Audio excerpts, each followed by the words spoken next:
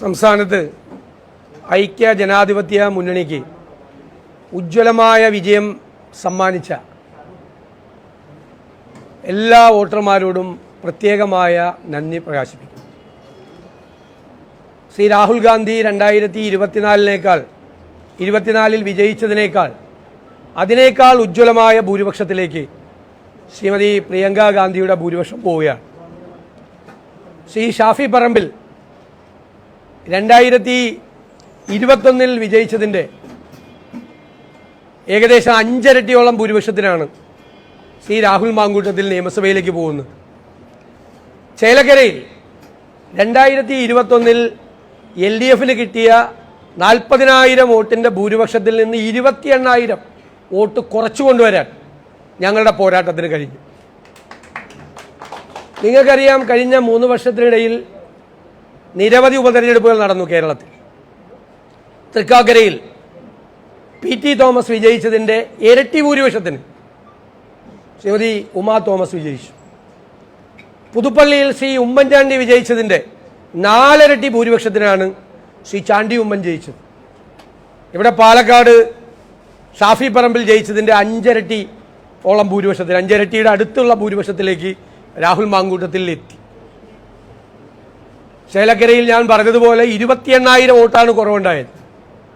എന്നിട്ടും ചില മന്ത്രിമാർ, പ്രത്യേകിച്ച് മുഖ്യമന്ത്രിയുടെ ഏറ്റവും അടുത്തയാളായ പൊതുമരാമത്ത് മന്ത്രി, അദ്ദേഹമാണ് ആ മുഖ്യമന്ത്രിക്ക് വേണ്ടി വരാറുള്ളത്, വേറെ ആരെയും കാണാറില്ല. അദ്ദേഹം പറഞ്ഞത് പിണറായി വിജയൻ തിളങ്ങി നിൽക്കുന്നു എന്നാണ്. ഇത്രയും വലിയ തോൽവി ഉണ്ടായിട്ട് എങ്ങനെയാണ് മുഖ്യമന്ത്രി തിളങ്ങി നിൽക്കുന്നത്? ഭരണവിരുദ്ധ വികാരം ഇല്ല എന്നാണ് CPM അവകാശപ്പെടുന്നത്. അങ്ങനെ തന്നെ നിങ്ങൾ വിശ്വസിച്ചാൽ മതി, ഞങ്ങൾക്ക് അതാണ് സന്തോഷം.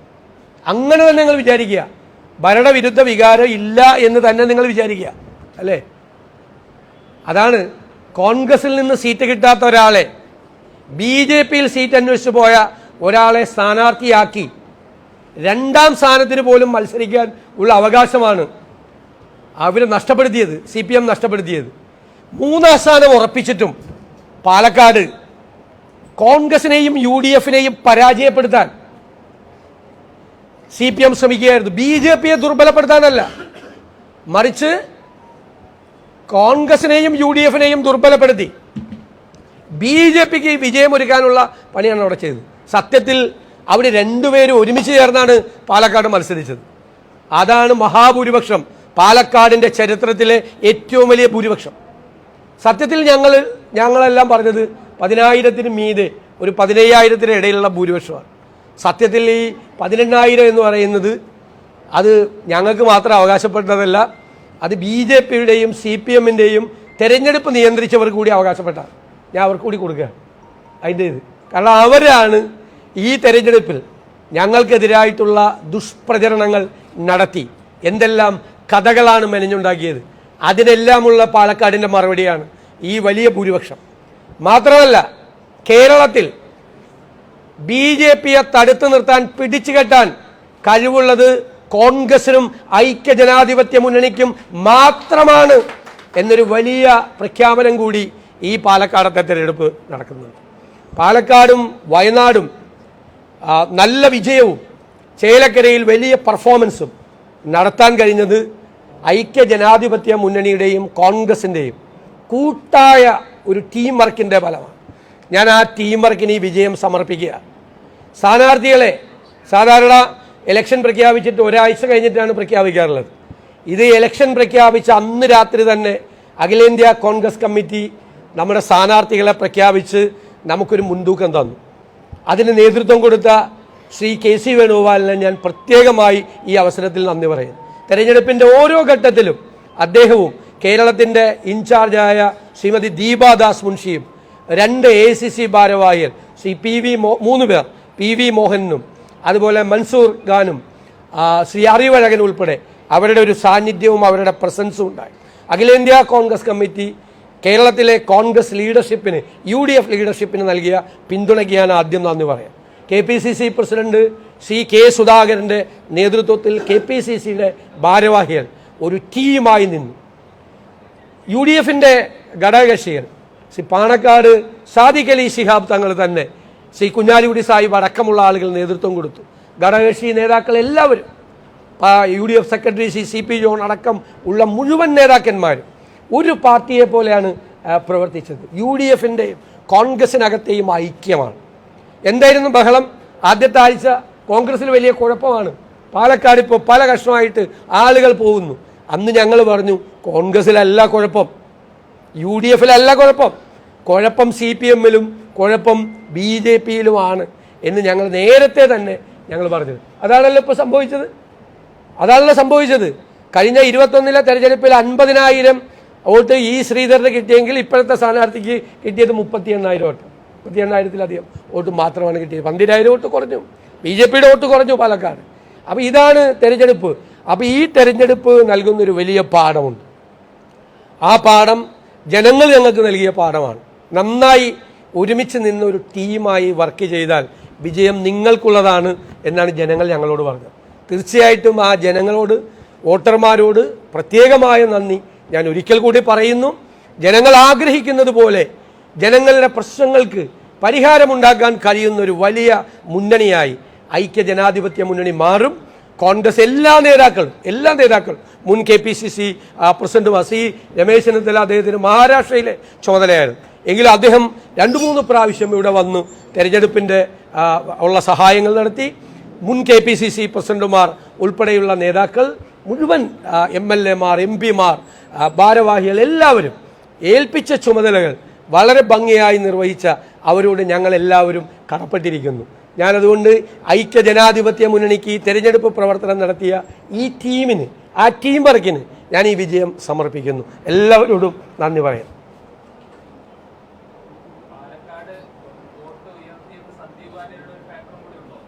അല്ല, തീർച്ചയായിട്ടും തിരഞ്ഞെടുപ്പിൽ ഒരുപാട് ഘടകങ്ങളുണ്ട്.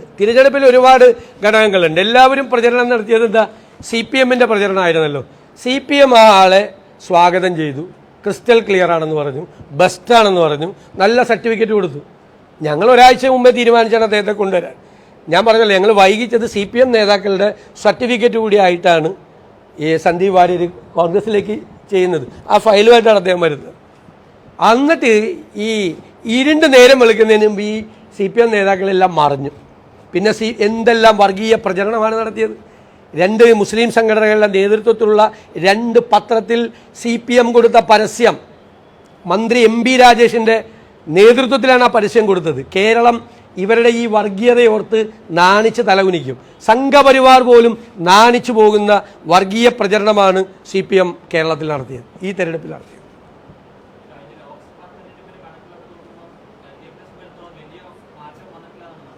ലോകസഭാ തെരഞ്ഞെടുപ്പ് അല്ലല്ലോ സാധാരണ പറയാറുള്ളത്. അല്ലല്ല, ഞാൻ പറയാം, അങ്ങനെയാണെങ്കിൽ നമ്മൾ അസംബ്ലി തെരഞ്ഞെടുപ്പിൽ ലോകസഭാ ആ വോട്ടാ കിട്ടിയത് 3-ാം സ്ഥാനത്താണ്. അത് തന്നെ, വോട്ടിലൊരു മാറ്റമില്ല, കാര്യമായിട്ടുള്ളൊരു മാറ്റമില്ല. വോട്ടിൻ്റെ വർധനവിൻ്റെ പ്രപ്പോർഷൻ അനുസരിച്ച് പോലുള്ള മാറ്റമില്ല. വോട്ടിൻ്റെ ഒരു വർധനവുണ്ടല്ലോ. കാരണം അവർക്ക് അന്ന് കിട്ടിയത് 2021 കിട്ടിയത് 36,433, ഇപ്പം 37 സംതിങ്.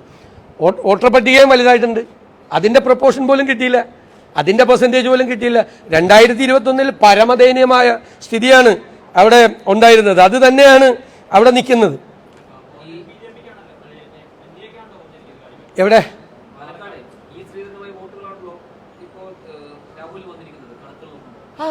അതുകൂടി കിട്ടി ഞങ്ങൾക്ക്. ഞങ്ങൾ BJPയുടെ വോട്ട് ഗണ്യമായി കുറച്ചു. ആ വോട്ട് CPMലേക്കല്ല പോയത്, ആ വോട്ട് ഞങ്ങൾക്കാണ് പോയത്, ഞങ്ങൾക്കാണ് വന്നത്. കറക്റ്റ് അല്ലേ? ശ്രീധരൻ മത്സരിക്കുമ്പോൾ ശ്രീധരന് 50,000 വോട്ടാണ്. കൃഷ്ണകുമാർ കിട്ടിയിരിക്കുന്നത് 32,000-ലധികം വോട്ടാണ്. 12,000 വോട്ട് കുറഞ്ഞു. ഇവിടെ ഒരു 1,000-ലധികം വോട്ട് മാത്രമാണ് LDF സ്ഥാനാർത്ഥിക്ക് കൂടിയുള്ളൂ. അത് പ്രപ്പോസലാണ്. NDAയുടെ വോട്ടാണോ അത് NDAയുടെ വോട്ടാണോ? ശ്രീധരന് കിട്ടിയ വോട്ട് നിങ്ങൾ BJPയുടെ അതിൽ ചെലവിലങ്ങ് നോക്കിയാണോ? ആണോ? ശ്രീധരന് കിട്ടിയ 50,000 വോട്ട് BJPക്ക് ഉണ്ടെന്നാണോ ആ ചോദ്യത്തിൻ്റെ അർത്ഥം? അല്ല, അത് ശ്രീധരന് അഡീഷണൽ ആയിട്ട് കിട്ടിയ 10-12,000 വോട്ടാണ്. അത് രാഹുൽ മാങ്കൂട്ടത്തിന് കിട്ടി, അതും കിട്ടി, അതിനേക്കാൾ കൂടുതലും കിട്ടി. അതുകൂടി കിട്ടിയാലും വരില്ലല്ലോ. അത് 12,000 വോട്ട്, പിന്നെ ഒരു 4,000 വോട്ട് ഷാഫിക്ക് കിട്ടിയ ഭൂരിപക്ഷം, അപ്പോഴും 16 ആയുള്ളൂ. പിന്നെ പോയില്ല അങ്ങോട്ട് മുകളിലേക്ക്. 18 കഴിഞ്ഞ് 19ൻ്റെ അടുത്ത് വന്ന് LDFിന്റെ വോട്ട് എന്തിന്? അത് പ്രൊപ്പോഷണലായിട്ട് കൂടിയിട്ടില്ലല്ലോ. അന്ന് കിട്ടിയ വോട്ട് പരിതാപകരമായ വോട്ടല്ലേ. ഇനി അതിനേക്കാൾ കുറയാനില്ല. 3-ാം സ്ഥാനത്താ. 10 കൊല്ലം മുമ്പ് 3-ാം സ്ഥാനത്തല്ലായിരുന്നു, 2-ാം സ്ഥാനത്തായിരുന്നു. അവിടെ BJP വളർന്ന്, CPMന്റെ തകർച്ച കൊണ്ടാണ് BJP അവിടെ വളർന്നത്. ഇപ്പം ഞങ്ങളാണ് BJPയെ പിടിച്ചു കെട്ടിയത്.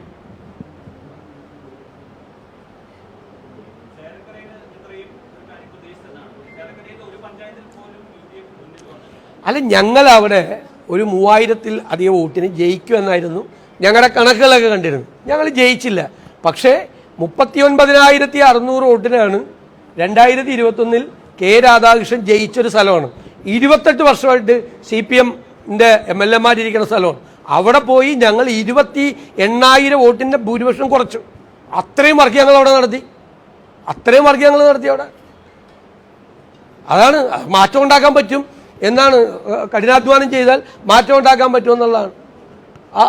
ഇത്രയും വ്യത്യാസം ഞങ്ങൾ പ്രതീക്ഷിച്ചില്ല. കുറച്ചുകൂടി ഞങ്ങൾ താഴോട്ട് വരുമെന്നാണ് അവർ പ്രതീക്ഷിച്ചത്. ഞങ്ങളൊരു 3000 വോട്ടിന് വീതം ജയിക്കാൻ സാധ്യതയുണ്ടെന്നായിരുന്നു ഞങ്ങളുടെ കണക്ക്. അത് ശരിയായില്ല, സത്യമാണ്. പക്ഷേ നിസ്സാരമായിട്ട് കാണണ്ട. ചിലകരെ 28,000 വോട്ടാണ് കുറച്ചത്. അന്ന് ഭരണ തുടർച്ചയ്ക്ക് വേണ്ടി കിട്ടിയ വോട്ടാണ് 40,000. ഭരണ തുടർച്ചയ്ക്ക് വേണ്ടി 2021 കിട്ടിയ വോട്ടാണ്. ആ ഭരണ തുടർച്ചയ്ക്ക് കിട്ടിയ വോട്ടിന്റെ 28,000 വോട്ട് ഞങ്ങൾ താഴേക്ക് കൊണ്ടു.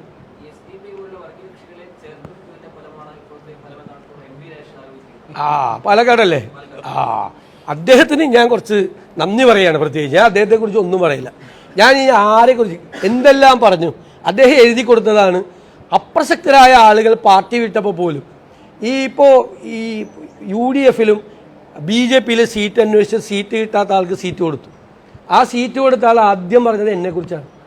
ഞാൻ അഹങ്കാരിയാണ്, ധിക്കാരിയാണ്, ധാർഷ്ട്യമാണ്, ഭയങ്കര കുഴപ്പക്കാരനാണ്. അഹങ്കാരിയും ധിക്കാരിയും ധാർഷ്ട്യവുമുള്ള VD സതീശൻ്റെ പാർട്ടി വിട്ട് അദ്ദേഹം പോയത് വിനയാന്വിതനും ലാളിത്യവും പാവപ്പെട്ടവനുമായ പിണറായി വിജയൻ്റെ പാർട്ടിയിലേക്കാണ്. മനസ്സിലായി? എന്നിട്ട് അവിടെ ഞാൻ കാണാത്ത ആള് ഒരാൾ ഒരു യൂത്ത് കോൺഗ്രസിൻ്റെ സംസ്ഥാന ഭാരവാഹിയായിട്ട് മത്സരിച്ചിട്ട് 15 വോട്ട് കിട്ടിയ ഒരാൾ ഒരു കൊല്ലമായിട്ട് ഒരു രാഷ്ട്രീയ പ്രവർത്തനം നടക്കുന്നില്ല. അദ്ദേഹം പാർട്ടി വിട്ടുപോയി. ഞാനയാളെ കണ്ടിട്ടുമില്ല, കേട്ടിട്ടുമില്ല ഇതുവരെ. അദ്ദേഹം പത്രസമ്മേളനം നടത്തിയപ്പോൾ MP രാജേഷ് എഴുതി കൊടുത്ത് VD സതീശൻ ധാർഷ്ട്യമാണ്, ധിക്കാരാണ്, അഹങ്കാരം. ഞാൻ അത് അസംബ്ലിയിൽ മറുപടി പറഞ്ഞ ഇതൊന്നും അവരെന്നെപ്പറ്റി പറഞ്ഞല്ലെന്ന് എനിക്കറിയാം. അസംബ്ലിയിൽ 15 CPM MLA-മാർ ഇതുപോലെ തന്നെ പറഞ്ഞു. പാർലമെന്ററി പാർട്ടി നേതാവായ മന്ത്രി എഴുതി കൊടുത്ത ഇവിടെ ഒരു 5-8 പേരെ കൊണ്ട് പറയിപ്പിച്ചു. CPMന്റെ ക്യാമ്പയിൻ അതാണ്. CPM-കാർ ഇത് പറഞ്ഞുകൊണ്ടിരിക്കുക. അവരെന്നെക്കുറിച്ചല്ല പറയണമെന്ന് എനിക്കറിയാം. അവർക്ക് ഒരാളെ പറ്റി പറയാൻ ആഗ്രഹമുണ്ട്, പക്ഷെ പറയാനുള്ള ധൈര്യമില്ല. അപ്പോൾ അവർ ഇതൊക്കെ പറയുമ്പോൾ എനിക്കറിയാം എന്നെപ്പറ്റിയല്ല, അത് മറ്റേ ആളെ പറ്റിയാണ് പറയണമെന്ന് എനിക്കറിയാം.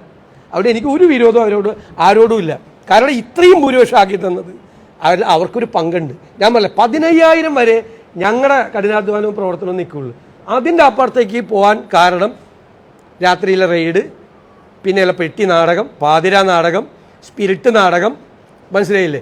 പിന്നെ മറ്റേ പത്രങ്ങളിലുള്ള പരസ്യ നാടകം, കുറേ നാടകങ്ങളുണ്ടായിരുന്നു. ആ നാടകത്തിൻ്റെ മുഴുവൻ സ്ക്രിപ്റ്റ്, സംഭാഷണം, സംവിധാനം എല്ലാം ഈ മന്ത്രിയുടെ അളിയനും കൂടിയായിരുന്നു.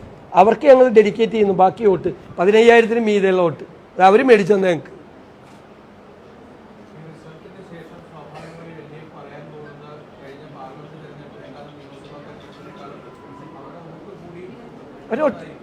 അവർ വോട്ട് കൂടിയിട്ടില്ല. അവരുടെ വോട്ട് ഞാൻ പറഞ്ഞില്ലേ, 2021 നിയമസഭ തെരഞ്ഞെടുപ്പിൽ അവർക്ക് കിട്ടിയത് 36,433 വോട്ടാണ്. ആ വോട്ട് ഇപ്പം 37,000 വോട്ട്. 1000 വോട്ടിനേക്കാൾ കൂടുതൽ വോട്ടർ പട്ടിക വലുതായില്ലേ?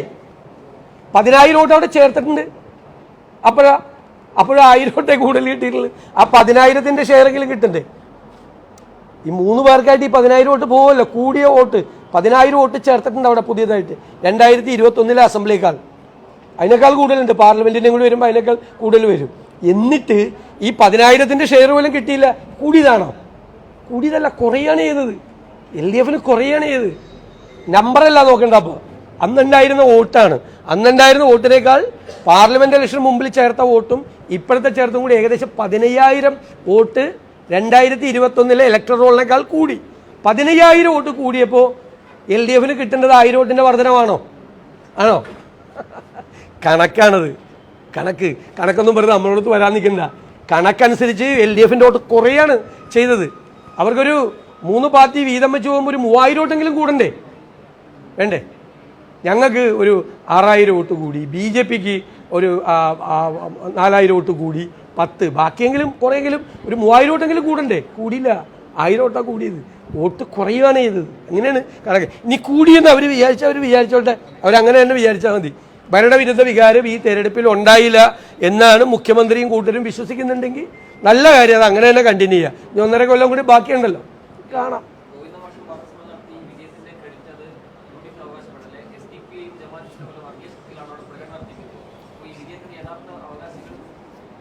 ഇത് 18,874 വോട്ടിൽ ജയിച്ചിട്ട് ഇതുപോലത്തെ വർത്താനം പറയാൻ ഈ ഗോവിന്ദന് മാത്രമേ പറ്റുള്ളൂ. അദ്ദേഹത്തിൻ്റെ സംഭാവനയുണ്ട്. ഞാൻ അദ്ദേഹത്തിന് നന്ദി പറയാൻ മറന്നുപോയി. കാരണം നവീൻ ബാബുവിൻ്റെ കുടുംബത്തിൽ പോയി ഈ കുടുംബത്തിൻ്റെ കൂടെയാണെന്ന് പറയുക, എന്നിട്ട് പ്രതിയായ PP ദിവ്യ ജയിലിൽ നിന്ന് ഇറങ്ങുമ്പോൾ സ്വന്തം ഭാര്യയെ ജയിലിൽ സ്വീകരിക്കാൻ വിട്ട് കുറച്ച് വോട്ട് ഞങ്ങൾക്ക് മേടിച്ചു തന്ന ഒരാളാണ്. ഞാൻ ഒന്നും പറയില്ല പുള്ളിയെ പറ്റി.